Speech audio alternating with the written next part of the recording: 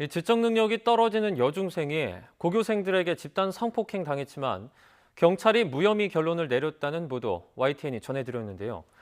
이번 사건은 7년 전 이른바 하은이 사건과 똑 닮았습니다. 경계성 장애가 있는 여중생이 집단 성폭행을 당했는데 이 진술이 부정확하다는 이유로 가해자들을 제대로 처벌하지 못한 사건입니다. 박기환 기자입니다. 지난해 4월 경기도 양주에서 고등학생 3명에게 성폭행 당했다고 털어놓은 만 12살 A양. 수사에 들어간 경찰이 내린 결론은 가해자들에게 혐의가 없다였습니다.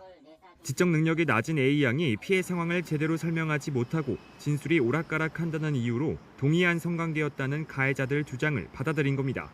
저희가 없는 거를 만들어서 해달라는 게 아니지 않습니까? 있는 거를 제대로 좀 수사를 해달라는 건데 말이 됩니까? 오늘은 이놈하고 합의를 하고 이틀 있다가 이놈하고 또 합의를 하자 하고. A양 가족은 억울함을 호소하며 심리상담 소견서를 제출했습니다. IQ 74, 장애인과 비장애인의 경계 수준으로 표현 능력이 떨어져 제대로 된 진술이 어렵다는 것. 그러나 경찰은 공식적인 장애 판정이 아니라는 이유로 이 역시 받아들이지 않았습니다. 보통 사람들은 이렇게 됐다 많이 설명을 하잖아요. 근데 단답형으로 얘기하거나 그냥 싫었어요. 이런 형태죠. 언어 표현이 지금도 역시 10세, 12세 미만 정도의 수준이에요. A양 사건은 지난 2014년 가출한 뒤 20, 30대 남성 7명에게 성폭행당했던 이른바 하은이 사건을 떠올리게 합니다.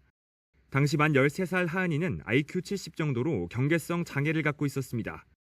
이때도 경찰과 검찰은 피해 상황 진술이 구체적이지 않다는 이유로 가해자들에게 성폭행 혐의를 적용하지 않았습니다. 성매수 혐의만 적용했는데 법원도 이를 그대로 받아들였습니다. 경계성 지적 장애인에 대한 성폭력의 특성을 형사 절차에서 좀 제대로 반영을 못하고 판단을 충분히 못해서 성폭력으로 인정했어야 될 사건을 성매매로 보는 이상한 결론이 나온. 막다른 길에 막힌 A양 가족은 지푸라기를 잡는 심정으로 청와대 국민청원에 글을 올렸습니다. 가해자들이 이틀 사흘 간격으로 또 다른 가해자를 끌어들여 성폭행을 계속했는데도 경찰이 범행 증거가 될 수 있는 휴대전화를 압수하지 않았다고도 비판했습니다. 검찰의 보안 수사 요청으로 재수사를 벌이고 있는 경찰이 달라진 시각으로 결과를 내놓을지 시선이 쏠립니다. YTN 박견입니다.